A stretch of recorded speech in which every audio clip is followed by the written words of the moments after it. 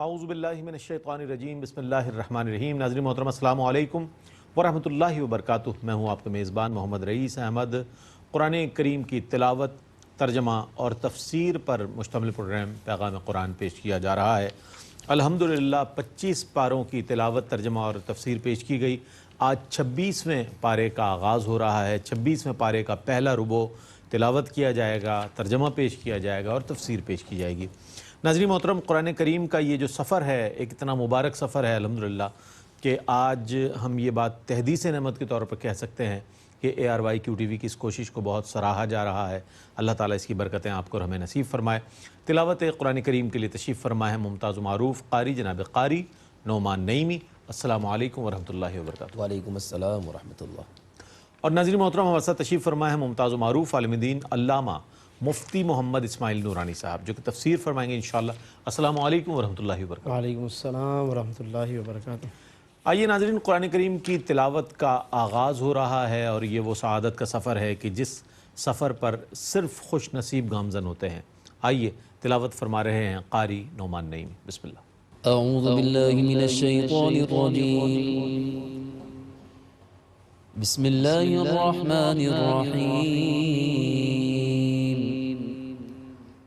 حامیم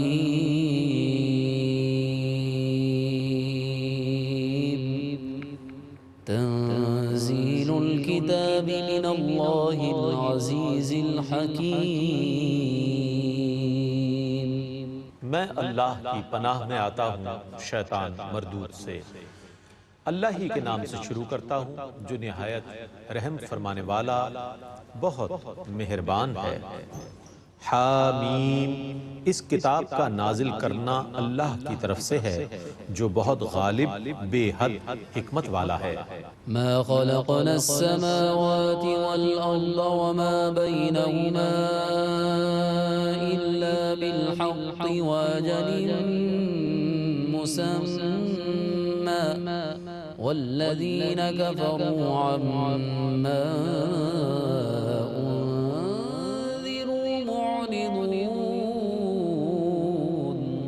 ہم نے آسمانوں اور زمینوں کو اور ان کے درمیان کی سب چیزوں کو صرف حق کے ساتھ پیدا کیا ہے اور ایک معین مدت تک کے لیے، اور کفار اس عذاب سے روگردانی کرنے والے ہیں جس سے انہیں ڈرایا گیا ہے۔ قل أرأيتم ما تدعون من دون الله أروني ماذا خلقوا من الأرض أم لهم شرك في السماوات ائتوني بكتاب من قبل هذا أو أثارة من علم إن كنتم صادقين۔ آپ کہیے، تم اللہ کو چھوڑ کر جن کی عبادت کرتے ہو، کیا تم نے دیکھا ہے کہ انہوں نے کیا پیدا کیا ہے؟ ذرا مجھے بھی دکھاؤ، انہوں نے زمین کا کون سا حصہ پیدا کیا ہے یا آسمانوں کے بنانے میں ان کا کوئی حصہ ہے؟ میرے پاس اس سے پہلے کوئی کتاب لاؤ یا پہلے علم کا کچھ بقیہ حصہ، اگر تم سچے ہو۔ ومن أضل ممن يدعو من دون الله من لا يستجيب له إلى يوم القيامة وهم عن دعائهم غافلون۔ اور اس سے بڑھ کر کون گمراہ ہوگا جو اللہ کو چھوڑ کر ان کو پکارے جو قیامت تک اس کی فریاد نہ سن سکیں، اور وہ ان کافروں کی پکار سے بے خبر ہیں۔ وَإِذَا حُشِرَ النَّاسُ كَانُوا لَهُمْ أَعْدَاءً وَكَانُوا بِعِبَادَتِهِمْ كَافِرِينَ۔ اور جب لوگوں کو میدان حشر میں جمع کیا جائے گا تو ان کے خود ساختہ معبود ان کے دشمن ہوں گے اور وہ ان کی عبادت کے منکر ہوں گے۔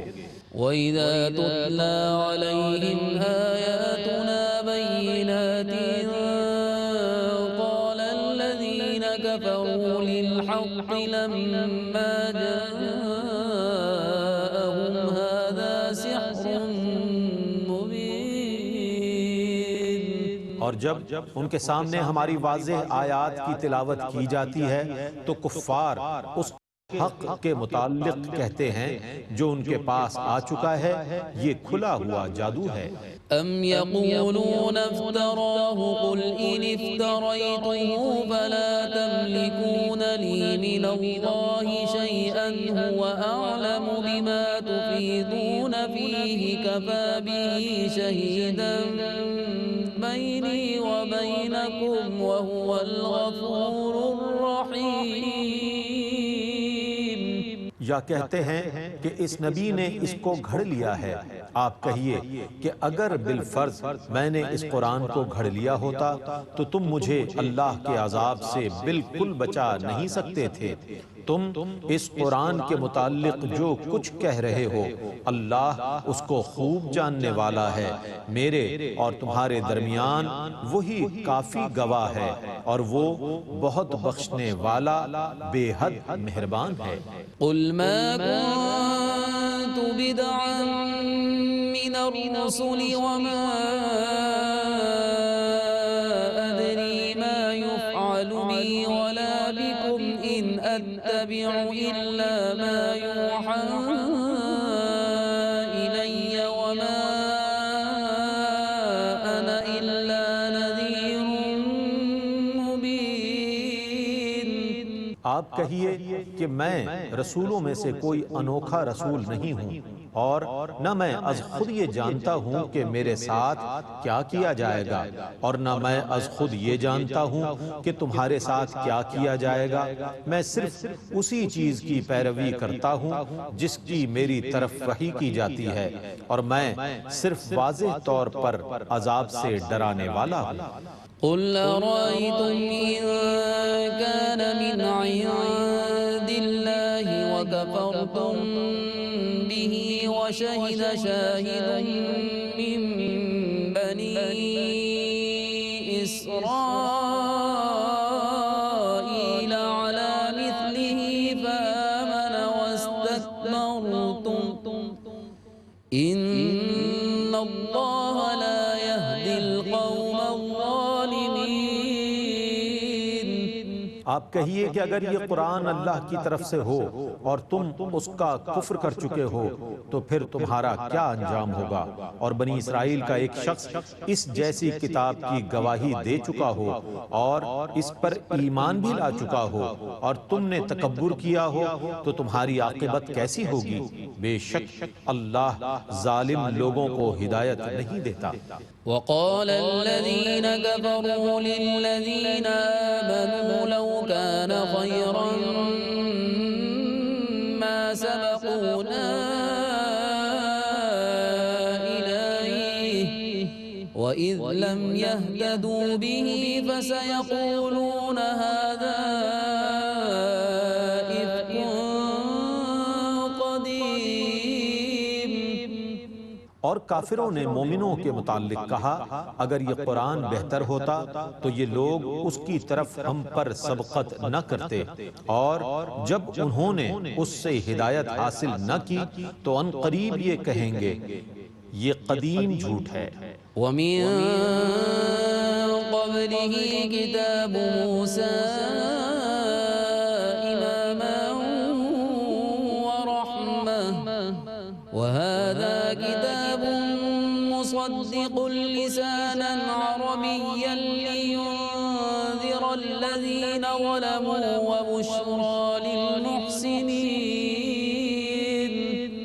حالانکہ اس سے پہلے موسیٰ کی آسمانی کتاب پیشوا اور رحمت بن کر آ چکی ہے، اور یہ کتاب عربی زبان میں اس کی تصدیق کرنے والی ہے تاکہ ظالموں کو عذاب سے ڈرائے اور نیکوکاروں کو بشارت دے۔ إن الذين قالوا ربنا الله ثم استقاموا فلا خوف عليهم ولا هم يحزنون۔ بے شک جن لوگوں نے کہا ہمارا رب اللہ ہے پھر وہ اسی پر جمے رہے سو ان پر نہ کوئی خوف ہوگا اور نہ وہ غمگین ہوں گے۔ أولئك أصحاب الجنة الجنة خالدين فيها جزاء بما كانوا يعملون. یہی لوگ جنتی ہیں، اس میں ہمیشہ رہنے والے، یہ ان کے نیک کاموں کا صلہ ہے جو وہ کرتے تھے. ووصينا الإنسان بوالديه إحسانا حملته أمه كرها ووضعته كرها وحمله وفصاله 30 شهرا حتى إذا بلغ أشده وبلغ 40 سنة قال رب أوزعني أن أشكر نعمتك التي أنعمت علي وعلى والدي وأن أعمل صالحا ترضاه وأصلح لي في ذريتي إني تبت إليك وإني من المسلمين.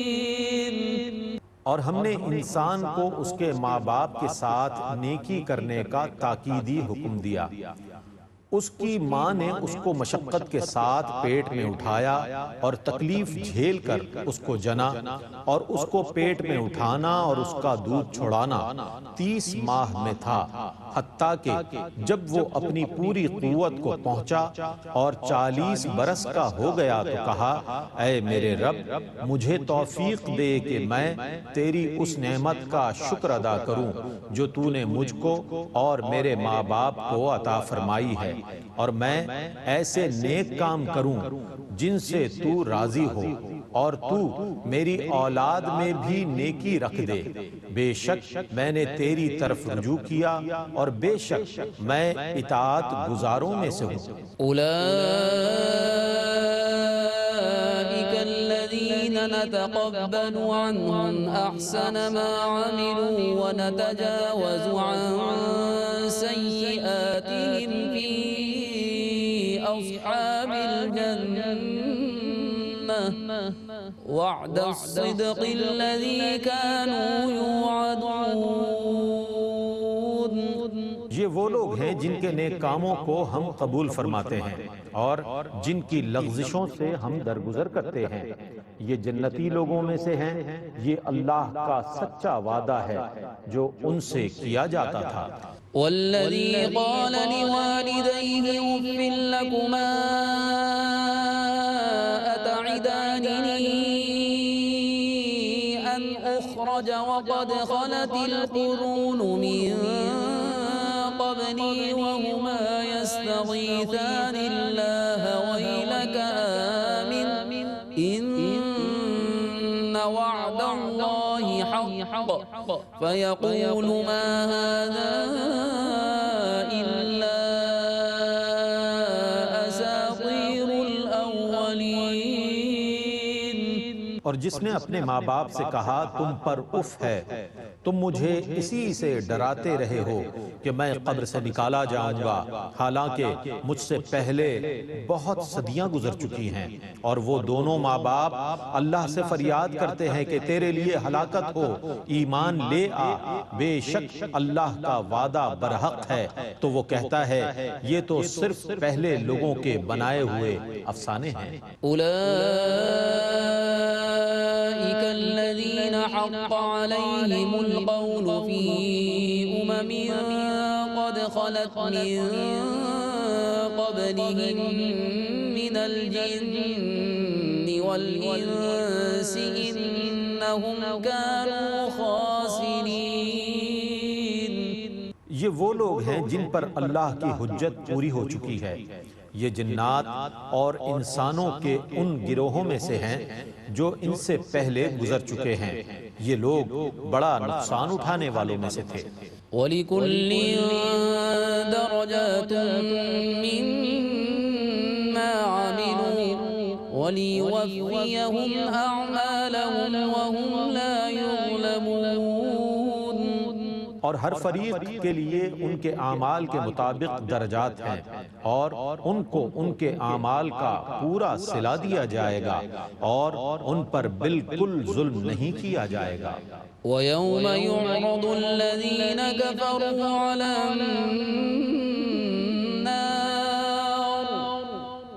أَذْهَبْتُمْ طَيِّبَاتِكُمْ فِي حَيَاتِكُمُ الدُّنْيَا وَاسْتَمْتَعْتُمْ بِهَا فَالْيَوْمَ تُجْزَوْنَ عَذَابَ الْهُونِ بِمَا كُنتُمْ تستكبرون في الأرض بغير الحق وبما كنتم تفسقون۔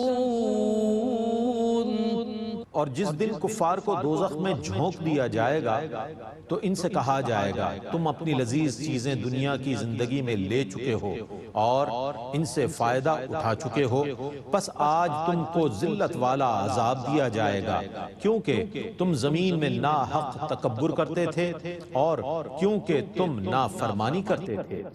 واذكر أخا عاد إذ أنذر قومه بالأحقاف وقد خلت النذر من بين يديه ومن خلفه ألا تعبدوا إلا الله إني أخاف عليكم عذاب يوم عظيم۔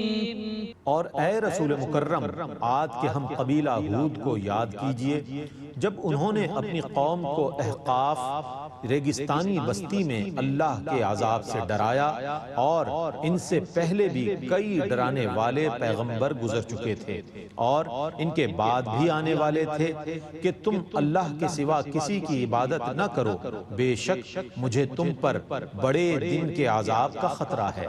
قالوا أجئتنا لتأفكنا عن آلهتنا فأتنا بما تعدنا إن كنت من الصادقين۔ انہوں نے کہا کیا آپ اس لیے ہمارے پاس آئے ہیں کہ ہم کو ہمارے معبودوں سے برگشتہ کر دیں؟ سو آپ وہ عذاب لے آئیں جس سے آپ ہم کو ڈرا رہے ہیں اگر آپ سچوں میں سے ہیں۔ قال إنما العلم عند الله وأبلغكم ما أرسلت به ولكني أراكم قوما تجهلون۔ ہود نے کہا اس کا علم تو صرف اللہ کے پاس ہے، میں تمہیں وہ پیغام پہنچا رہا ہوں جسے دے کر مجھے بھیجا گیا ہے، لیکن میں تمہارے متعلق گمان کرتا ہوں کہ تم جاہل لوگ ہو۔ فلما رأوه عارضا مستقبل أوديتهم قالوا هذا عارض ممطرنا بل هو ما استعجلتم به ريح فيها عذاب أليم۔ پھر جب انہوں نے اس عذاب کو بادل کی طرح اپنی وادیوں میں آتے دیکھا تو انہوں نے کہا یہ ہم پر برسنے والا بادل ہے، نہیں بلکہ یہ وہ عذاب ہے جس کو تم نے جلد طلب کیا تھا، یہ زبردست آندھی ہے جس میں دردناک عذاب ہے۔ تدمر كل شيء بأمر ربها فأصبحوا لا يرى إلا مساكنهم كذلك نجزي القوم المجرمين۔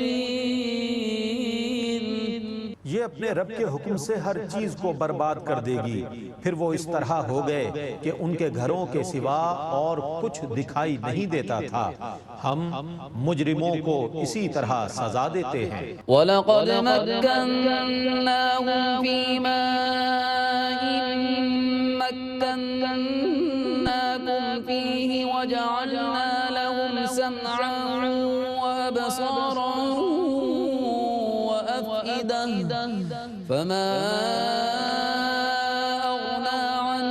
سمعهم ولا أبصارهم ولا أفئدتهم من شيء إذ كانوا يجحدون بآيات الله وحاق بهم ما كانوا به يستهزئون. اور بے شک ہم نے ان کو ان چیزوں پر اقتدار عطا کیا تھا جن چیزوں پر تمہیں قدرت دی ہے، اور ہم نے ان کے کان، آنکھیں اور دل بنائے تو ان کے کان اور ان کی آنکھیں اور ان کے دل ان کے کسی کام نہ آ سکے، کیونکہ وہ اللہ کی آیتوں کا انکار کرتے تھے اور اس عذاب نے ان کا احاطہ کر لیا جس کا وہ مذاق اڑاتے تھے۔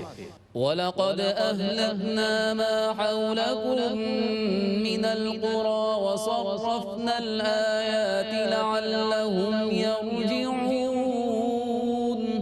اور بے شک ہم نے تمہارے ارد گرد کی بستیاں ہلاک کر دیں اور ہم نے مختلف نوع کی نشانیاں دکھائیں تاکہ وہ حق کی طرف رجوع کریں۔ فَلَوْلَا نَصَرَهُمُ الَّذِينَ اتَّخَذُوا مِن دُونِ اللَّهِ قُرْبَانًا آلِهَةً بَلْ ضَلُّوا عَنْهُمْ وَذَلِكَ إِفْكُهُمْ وَمَا كَانُوا يَفْتَرُونَ. پس اللہ کا تقرب حاصل کرنے کے لیے انہوں نے اللہ کو چھوڑ کر جن کو معبود بنا رکھا تھا انہوں نے ان کی مدد کیوں نہ کی، بلکہ وہ معبود تو ان سے گم ہو گئے، اور یہ ان کا جھوٹ تھا اور بہتان تھا جس کو وہ تراشتے تھے۔ وَإِذْ صَرَفْنَا إِلَيْكَ نَفَرًا مِّنَ الْجِنِّ يَسْتَمِعُونَ الْقُرْآنَ فَلَمَّا حَضَرُوهُ قَالُوا أَنصِتُوا فَلَمَّا قُضِيَ وَلَّوْا إِلَى قَوْمِهِمْ مُنذِرِينَ.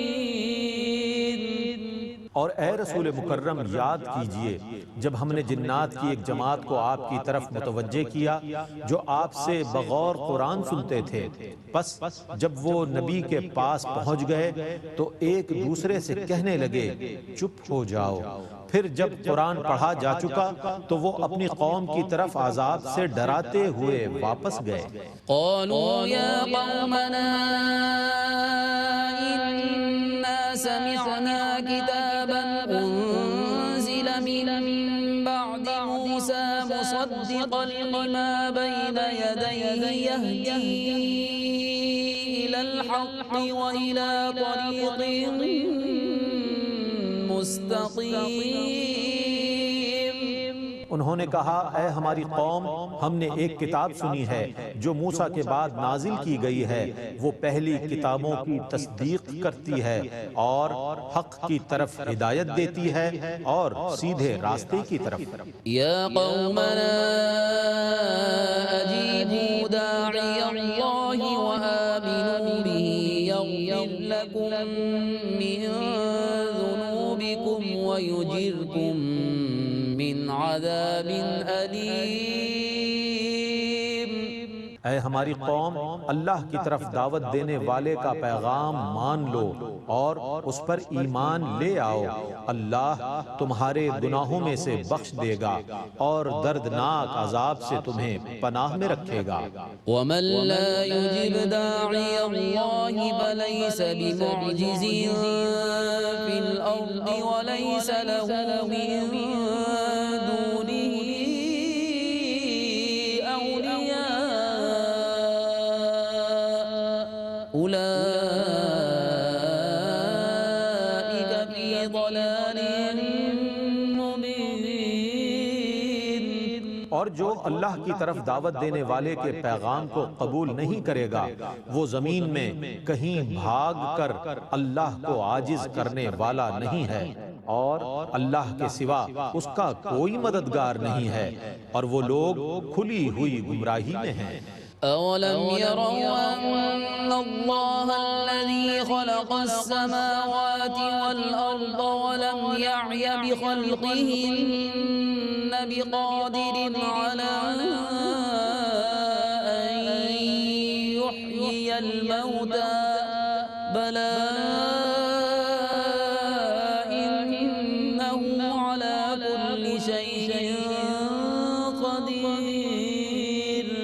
اور کیا انہوں نے یہ نہ جانا کہ اللہ ہی ہے جس نے آسمانوں اور زمینوں کو پیدا کیا ہے اور ان کو پیدا کرنے سے وہ تھکا نہیں، وہ ضرور مردوں کو زندہ کرنے پر بھی قادر ہے، کیوں نہیں وہ ہر چیز پر قادر ہے۔ وَيَوْمَ يُعْرَضُ الَّذِينَ كَفَرُوا عَلَى النَّارِ أَلَيْسَ هَذَا بِالْحَقِّ قَالُوا بَلَى وَرَبِّنَا قَالَ فَذُوقُوا الْعَذَابَ بِمَا كُنتُمْ تَكْفُرُونَ۔ اور جس دن کافروں کو دوزخ میں جھونک دیا جائے گا ان سے کہا جائے گا کیا یہ برحق نہیں ہے؟ وہ کہیں گے کیوں نہیں، ہمارے رب کی قسم اللہ فرمائے گا پس تم اس عذاب کو چکھو جس کا تم کفر کرتے تھے۔ فاصبر كما صبر أولو العزم من الرسل ولا تستعجل لهم كأنهم يوم يرون ما يوعدون لم يلبثوا إلا ساعة من نهار بلاغ فهل يهلك إلا القوم الفاسقون۔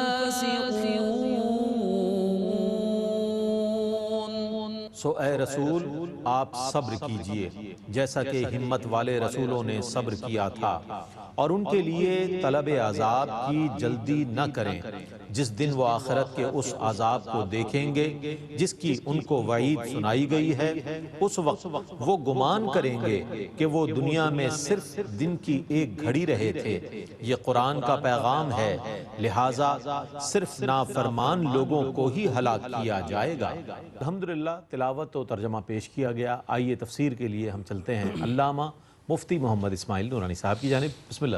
بسم اللہ الرحمن الرحیم، الحمدللہ رب العالمین والصلاة والسلام علی سید الانبیاء والمرسلین۔ معزز ناظرین، الحمدللہ آج 26ویں پارے کا آغاز کیا گیا ہے اور 26ویں پارے کے پہلے ربع کی تلاوت کی گئی ہے، اور پہلا ربع چونکہ ایک پوری سورت پر مشتمل ہے یعنی کہ سورۃ الاحقاف، تو آج اس کی تلاوت کی گئی ہے۔ یہ سورت مکی صورتوں میں سے ہے اور کل 4 رکوع اور 35 آیتوں پر مشتمل ہے۔ اس صورت میں بہت سے مضامین شامل ہیں۔ جب اگر ہم ابتداءً غور کریں ابتدائی آیتوں میں، تو اللہ رب العالمین نے پچھلی صورتوں کی طرح اس میں بھی قرآن کریم کا ذکر فرمایا ہے، کیونکہ اس کی بنیادی وجہ یہ ہے کہ عام طور پر مکی صورتوں میں کفار قریش کے اعتراضات کو اور ان کے خدشات کو بیان کر کے اس کا ازالہ کیا گیا ہے۔ ان کے خدشات میں ایک خدشہ یہ تھا کہ یہ قرآن کو اللہ کا کلام کیوں کہا جاتا ہے، کیا یہ اللہ کا کلام ہو سکتا ہے یا نہیں ہو سکتا؟ تو بار بار پھر مکی صورتوں میں ہمیں یہ بات نظر آتی ہے کہ اللہ رب العالمین نے فرمایا تنزیل الکتاب من اللہ العزیز الحکیم، کہ یہ کتاب اور اس کا نزول اللہ کی جانب سے ہے کہ جو غالب ہے اور حکمت والا ہے۔ تو یہ مضامین کہیں قسم کے انداز میں ہیں، کہیں ایک مستقل جملے کی صورت میں ہیں، دونوں طرح سے اللہ رب العالمین نے قرآن کریم کا مقام بیان فرمایا۔ پھر خود ان کفار سے سوال کیا گیا، جیسا کہ اس سے پہلی صورتوں میں بھی ان سے مختلف سوالات کیے گئے ہیں، اور یہ بھی سمجھانے ہی کا ایک انداز ہے کہ جب ان سے سوال کیا جاتا اور وہ لاجواب ہو جاتے تو گویا کہ اس مقام پر روک کر انہیں دعوت فکر دی جاتی کہ دیکھو تمہارے پاس اس کا کوئی معقول جواب نہیں ہے، تو لہٰذا تمہیں غور کرنا چاہیے، اپنے بارے میں دوبارہ تجزیہ کرنا چاہیے۔ یہاں پر بھی اسی طریقے سے ان سے سوال کیا گیا ہے کہ جن بتوں کی تم عبادت کرتے ہو تو ارونی ماذا خلقوا من الارض، مجھے دکھاؤ کہ انہوں نے زمین میں سے کیا پیدا کیا ہے۔ ام لہم شرکن فی السماوات، یا آسمانوں کی تخلیق میں کوئی ان کی شراکت داری ہے، اللہ تعالیٰ کے ساتھ کوئی معاذ اللہ پارٹنرشپ ہے ان کی تخلیق کائنات کے اندر؟ ایسی کوئی بات ہے؟ ایتونی بکتاب من قبل ھذا، تو کچھ لکھا ہوا لے کر آؤ، کوئی سند لے کر آؤ ایسی، او اثارۃ من علم، یا کوئی علمی ثبوت لے کر آؤ، ان کنتم صادقین، اگر تم سچے ہو۔ لیکن کوئی ان کے پاس ایسا ثبوت نہیں تھا، کوئی تحریر نہیں، کوئی علمی ثبوت نہیں۔ ہاں، اس کے جواب میں وہ صرف اور صرف اگر کچھ پیش کرتے تھے تو اپنے آبا و اجداد کو، یعنی گمراہی کے جواب میں گمراہی کو پیش کرتے تھے۔ ظاہر ہے کہ گمراہی کے تسلسل سے کسی دوسری گمراہی کا جواز نہیں ہو سکتا، جیسے کہ آج بہت سے لوگ ہمیں نظر آتے ہیں کہ اپنی غلطی کے ثبوت میں کسی اور کی غلطی پیش کرتے ہیں کہ مجھ پر صرف الزام کیوں ہیں، فلاں نے بھی تو ایسا کیا ہے۔ ایسے ہمیں بہت سے لوگ نظر آتے ہیں ہمارے ملکی حالات میں، ملکی سیاسی حالات میں بھی، اور اس کے علاوہ مختلف مواقع پر ہمیں اس طرح کے آرگومنٹ یا اس طرح کے جوابات و تعویلات نظر آتی ہیں کہ اگر کسی ایک کو اگر اس کی برائی بیان کی جائے تو وہ جواب دینے کے بجائے یا اس برائی کو دور کرنے کے بجائے اعتراض کرنے والے کی 10 برائیاں گنوا دیتا ہے وہ۔ تو اس طریقے سے ایک سلسلہ چلتا ہے۔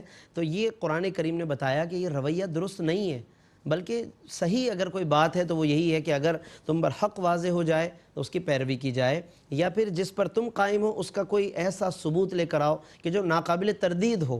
اس لیے قرآن نے اس میں کہا کہ ان کنتم صادقین، اگر تم سچے ہو۔ تو یہ تمام باتیں قرآن مجید نے بیان فرمائی۔ پھر اس کے بعد اللہ رب العالمین نے حسب آیات گزشتہ بتوں کی بے بسی کو بیان فرمایا کہ یہ ایسی چیزوں کی عبادت میں لگے ہوئے ہیں کہ جو انہیں کام آنے والی نہیں ہے۔ یہ اللہ کی عبادت کیوں نہیں کرتے کہ جو اللہ ان کا خالق ہے، مالک ہے، اور تمام تر ان کی بھلائیوں کا مالک و مختار ہے، وہ یہ اللہ کی عبادت کو چھوڑ کر بتوں کی عبادت میں مصروف رہتے ہیں۔ اس کی پھر مذمت یہاں پر فرمائی گئی ہے۔ اس کے بعد پھر ناظرین آیت نمبر 9 میں جب ہم غور کرتے ہیں تو اللہ رب العالمین نے نبی کریم صلی اللہ علیہ وسلم کے کچھ احوال بیان فرمائے۔ قل، اے محبوب آپ فرمائیے، ما کنت بدعا من الرسول، کہ میں کوئی انوکھا نیا رسول نہیں ہوں، مجھ سے پہلے بھی رسول گزر چکے ہیں، تو تمہیں کس بات کا تعجب ہے؟ قرآن کے بارے میں بھی اس سے پہلی صورت میں یعنی گزشتہ پارے میں نشستوں میں ہم یہ بات کہہ چکے کہ ایک جگہ فرمایا کذالک یوحی، کہ اسی طرح اللہ وحی فرماتا ہے۔ یعنی قرآن کا نزول بھی تعجب کی بات نہیں ہے کہ جس پر لوگ تعجب کریں، حیرت کریں کہ پہلے بھی وحی آئی اور اب بھی نازل فرما دی ہم نے۔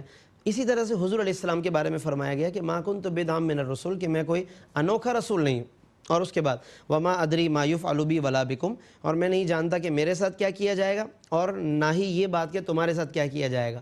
اس پر بعض لوگ یہ سوال کرتے ہیں کہ نبی صلی اللہ علیہ وسلم کو جب اللہ نے یہ سب باتیں بتائی ہوئی ہیں، جانتے تھے آپ اپنی امت کے بارے میں بھی، اپنے بارے میں بھی، تو یہ کیوں کہلوایا کہ میں نہیں جانتا؟ تو یہاں پر یہ بات ذہن میں رکھنی چاہیے۔ دو طرح سے اس کا جواب دیا گیا۔ ایک تو یہ کہ درایت کی نفی ہے کہ میں از خود نہیں جانتا، یعنی جو کچھ جانتا ہوں اللہ کی عطا سے جانتا ہوں، از خود نہیں جانتا۔ ایک بات تو ناظرین یہ ذہن میں رکھنی چاہیے۔ اور دوسرا، بعض اوقات اس سے تفصیل مراد ہوتی ہے کہ میں ابھی اس وقت تفصیل پر مطلع نہیں ہوں، لیکن زندگی میں جو آگے ایام ہیں یا زندگی کے احوال ہیں، ان میں تدریجاً میرے علم میں اضافہ کیا جائے گا، کیونکہ علماء نے یہ صراحت فرمائی کہ نبی صلی اللہ علیہ وسلم کا جو علم ہے وہ تدریجی ہے، درجہ بدرجہ اس میں اللہ نے اضافہ فرمایا۔ تو اس اعتبار سے یہ اشارہ ہے کہ اجمالاً تو مجھے تمام چیزوں کا اللہ نے علم عطا کر دیا، تفصیل اللہ نے گریجولی مجھے عطا فرمائی ہے۔ تو یہ بھی ناظرین ہمیں فرق اپنے ذہن میں رکھنا چاہیے تاکہ ہمیں کوئی کنفیوژن نہ ہو مختلف آیتوں کا مطالعہ کرتے ہوئے۔ اس کے بعد پھر اللہ رب العالمین نے انہی لوگوں کو، کفار قریش کو، قرآن کی طرف توجہ دلانے کے لیے بیان فرمایا قل ارأیتم ان کان من عند اللہ وکفرتم بہ، کہ اگر غور کرو کہ اگر یہ اللہ ہی کی طرف سے ہوا، یعنی ظاہر ہے وہ تو نہیں مانتے تھے کہ یہ اللہ کی طرف سے ہے، لیکن بالفرض کے درجے میں کہ اگر اللہ کی طرف سے ہوا اور تم یہاں پہ منکر رہے، تو پھر سوچو کہ بعد میں کیا تمہارا بنے گا اور کیا جواب ہوگا۔ بہتر ہے کہ اس کو مان لو کہ اگر تمہارے بقول بالفرض اس کے بعد دنیا دوبارہ ان کو نہ جلایا گیا تو بات ختم ہو گئی، لیکن اگر دوبارہ زندہ کر دیا گیا لوگوں کو اور اس کتاب کے بارے میں پوچھ لیا گیا تو تمہارا یہ ماننا تمہیں کام آ جائے گا۔ یہ بہت مؤثر انداز ہے ناظرین، قرآن کریم کا آیت نمبر 10 ہے یہ سورۃ الاحقاف کی۔ پھر اس کے بعد اللہ رب العالمین نے اس کے اندر کفار کے ایک نظریے کو بیان کیا کہ وہ اسلام کو اپنے لیے بہتر نہیں سمجھتے تھے، بلکہ وہ بہتری کا معیار اپنے آپ کو کہتے تھے، جو ہم مانیں وہ بہتر اور جس کو ہم چھوڑ دیں تو وہ غیر بہتر۔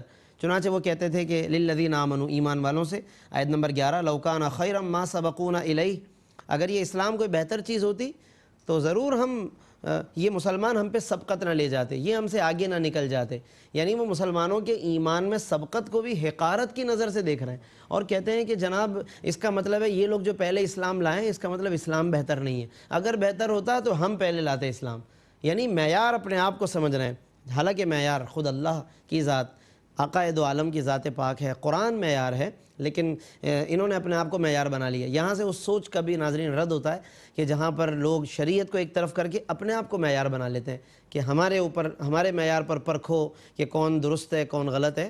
تو یہ ناظرین ہمیں معیار کو بھی پرکھنے کی ضرورت ہے. جو ہمارے معیارات ہیں ان معیارات کو بھی اصل معیار پر ہمیں پرکھنا چاہیے, چاہے ہمارا کتنا ہی دل مائل کیوں نہ ہو, لیکن اگر وہ شریعت کے معیار پر پورا نہیں ہے تو ہمیں پھر اس کی طرف آگے بڑھنے سے اجتناب کرنا چاہیے. اس کے علاوہ اللہ رب العالمین نے اس میں استقامت والوں کی تعریف فرمائی, ان الذین قالوا ربنا اللہ ثم استقاموا فلا خوف علیہم ولا هم یحزنون, کہ جنہوں نے کہا اللہ ہمارا رب ہے پھر وہ ڈٹ گئے, استقامت اختیار کر لی, تو انہیں نہ کوئی خوف ہوگا اور نہ ہی کوئی غم ہوگا. پھر اس کے بعد والدین کے ساتھ حسن سلوک کا بیان کیا گیا ہے. والدین کے ساتھ بھلائی کرنی چاہیے, ان کے ساتھ حسن سلوک کرنا چاہیے.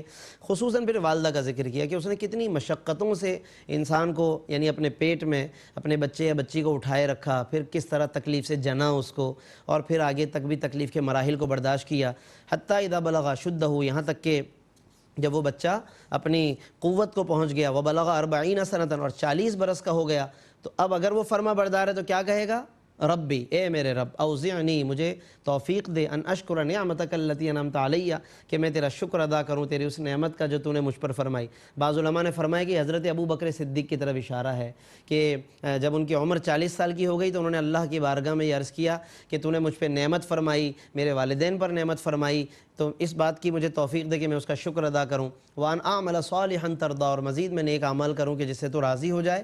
واصلح لی فی ذریتی, اور میری اولاد کے معاملے میں بھی تو میری اصلاح فرما اور مجھے اس میں صلاح اور رشد عطا فرما.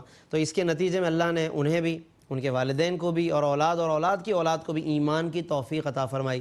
کسی صحابی میں ہمیں ایمان کا یہ تسلسل اس بڑے پیمانے پر نظر نہیں آتا کہ جو حضرت صدیق اکبر رضی اللہ عنہ کو اللہ نے یہ خوشی عطا فرمائی کہ ان کے والدین بھی ایمان لائے, پھر اولاد بھی اور اولاد کی اولاد بھی, یعنی ایک ایمان کا تسلسل اللہ نے گھر میں انہیں عطا فرمایا. اور یہاں 40 سال کا ایک خاص تذکرہ ہے. اس تعلق سے علماء نے کچھ روایتیں بیان فرمائی, میں اس میں سے ایک روایت ذکر کر دیتا ہوں کہ ناظرین 40 سال کی عمر ایک خاص عمر ہوتی ہے کہ جہاں پر پہنچ کر اگر وہ انسان ایسا ہے کہ جس نے اب تک کوئی نیک اعمال نہیں کیے یا اچھی زندگی نہیں گزاری, تو کم از کم 40 پر پہنچ کر اسے سنبھل جانا چاہیے, سنور جانا چاہیے. ایک روایت میں عرض کر دیتا ہوں, حضرت ابن عباس سے منقول ہے, فرماتے من اتا علیہ الاربعون سنۃ, جس کی عمر 40 سال ہو جائے, فلم یغلب خیرہ شرہ, اور اس کی بھلائی ابھی بھی زیادہ نہیں ہوئی ہے, نیکیاں زیادہ نہیں کی, فرماتے ہیں فلیتجہز الی النار, پھر اسے دوزخ کی تیاری کر لینی چاہیے. یہ بہت اہم بات ہے ناظرین کہ 40 سال کی عمر میں سنبھل جانا چاہیے. ویسے تو ظاہر ہے کہ شروع سے ہی اور ہر زندگی کا ہر دن ہر رات کہ نہیں معلوم کہ زندگی کتنی اب باقی ہے, کسی لمحے کا معلوم نہیں, لیکن جسے اللہ نے 40 سال تک کی بھی مہلت دے دی ہے تو اب اسے اگلی زندگی کو بہتر اس حوالے سے بنانا چاہیے. پھر والدین کی نافرمانی کرنے والوں کا انجام بیان فرمایا, اولئک الذین حق علیہم القول فی امم قد خلت من قبلہم من الجن والانس انہم کانوا خاسرین. یہ سراسر گھاٹے میں ہیں. ظاہر ہے کہ والدین کی نافرمانی کرنے والے, دین سے مقابلہ کرنے والے, یہ سب گھاٹے میں ہیں. اور اس کے بعد پھر یہ جو دنیاوی مال و متاع میں پڑے رہتے ہیں, دنیا کی لذتوں میں پڑے رہتے ہیں, اسی کو سب کچھ سمجھتے ہیں اور دین سے یا دین کی عبادتوں سے غافل ہو جاتے ہیں, تو ان لوگوں کے لیے خاص طور پر اشارہ دیا گیا ہے کہ اذھبتم طیباتکم. جب یہ جہنم پر انہیں پیش کیا جائے گا تو انہیں کہا جائے گا کہ تم نے تو اپنی ساری لذتیں دنیا میں پالیں, تو اب یہاں صرف تمہارے لیے عذاب ہے. تو لذتوں کے معاملات میں ناظرین اعتدال ہونا چاہیے. دنیا سے جو استمتاع ہے, تمتع ہے, اس کے اندر ایک ہمیں اعتدال رکھنا چاہیے کہ جس سے ہمارا دین, ہماری عبادتیں, اطاعتیں یہ متاثر نہ ہوں, یہ ڈسٹرب نہ ہوں. پھر اس کے بعد حضرت ہود علیہ السلام کا اللہ نے ذکر کیا, ان کی قوم کا ذکر کیا, یعنی کہ قوم عاد کہ جن پر اللہ نے حضرت ہود علیہ السلام کو بھیجا. اور یہ قوم احقاف نامی علاقے میں اور حصے میں آباد تھی. احقاف کے بارے میں چونکہ اس سورت کا نام ہے تو میں مختصراً وضاحت کر دیتا ہوں. جو علماء نے لکھی کہ حقف کی جمع ہے, اور اہل عرب ریت کے ٹیلے کو, جہاں پہ بہت سارے بل کھاتے ہوئے ریت کا ایک طویل ٹیلا ہو, تو اس کو احقاف کہتے ہیں. اور اس سے مراد لیکن وہ ریگستان ہے جو عمان سے حضرت موت تک پھیلا ہوا ہے. یہاں پر یہ قوم آباد تھی اور بہت طاقتور اور بہت زبردست قسم کی اللہ نے انہیں طاقت عطا فرمائی. لیکن قرآن نے اور ایک مقام پر سورہ حقہ میں فرمایا فَأَمَّا عَادٌ فَأُهْلِكُوا بِرِيحٍ صَرْصَرٍ عَاتِيَةٍ, تیز آندھیوں کے ذریعے سے انہیں ہلاک کر دیا گیا. سَخَّرَهَا عَلَيْهِمْ سَبْعَ لَيَالٍ, 7 راتیں 8 دن تک وہ آندھی چلتی رہی. اور یہ لمبے لمبے قد و قامت والے لوگ ایسے گرے پڑے تھے جیسے درخت کے تنے گرے ہوئے ہوتے ہیں, کوئی ان کی حیثیت نہیں رہی. یہ بڑا ناز کرتے تھے اپنی جسامت پر, اپنے قد و قامت پر, لیکن اللہ کی نافرمانی کرتے تھے. تو جب عذاب آیا تو ان کو بے نام و بے نشان کر دیا گیا. تو عافیت اس میں ہے کہ اللہ تبارک و تعالیٰ کی طرف رجوع کیا جائے. چنانچہ فرمایا کہ ہم نے انہیں سمع و بصر, دل, فکر, خیال سب دیا, مگر انہوں نے فائدہ نہیں اٹھایا. وَجَعَلْنَا لَهُمْ سَمْعًا وَأَبْصَارًا وَأَفْئِدَةً, ہم نے انہیں ساری صلاحیتیں دی. فما اغنا عنہم سمعہم ولا ابصارہم, لیکن انہوں نے کوئی فائدہ نہیں اٹھایا. آج ہمیں بھی سوچنا چاہیے, جب ان آیتوں سے گزریں تو ہیں تو اگرچہ کافروں کے بارے میں, کفار کا ذکر ہے, مگر کیا ہم غور نہ کریں؟ ہمیں کیوں بیان کیا اللہ نے؟ اسی لیے تو بیان کیا کہ ہم بھی غور کریں. مجھے اللہ نے سماعت دی سننے کی, تو میں کیا صحیح چیزیں سنتا ہوں؟ دیکھنے کی صلاحیت دی, کیا صحیح چیزیں دیکھتا ہوں؟ غور و فکر کرنے کی صلاحیت دی, صحیح چیزوں میں غور کرتا ہوں؟ اپنے پورے وجود کا ہم تجزیہ کریں تاکہ ہم اللہ تبارک و تعالیٰ کا قرب حاصل کر سکیں. پھر اس میں جنات کی ایک حاضری, حضور کی بارگاہ میں جنات کا آنا, ان کا ایمان لانا, اپنی قوم کو سمجھانا. لیکن چونکہ یہ مضمون انشاءاللہ آگے بھی ذکر ہوگا مزید کچھ مقامات پر, تو وہاں پر انشاءاللہ اس کی ہم تفصیل بیان کریں گے. اختتام پر اللہ نے اپنے حبیب صلی اللہ علیہ وسلم کو ایک تسلی دی ہے, فَاصْبِرْ كَمَا صَبَرَ أُولُو الْعَزْمِ مِنَ الرُّسُلِ, اے محبوب آپ صبر کیجئے جس طرح اولو العزم رسولوں نے صبر کیا تھا. وَلَا تَسْتَعْجِلْ لَهُمْ, اور ان کے لیے جلدی نہ فرمائیے آپ. یہ اللہ رب العالمین نے ایک تسلی دی ہے اور مسلسل محنت کا ایک اشارہ فرمایا ہے.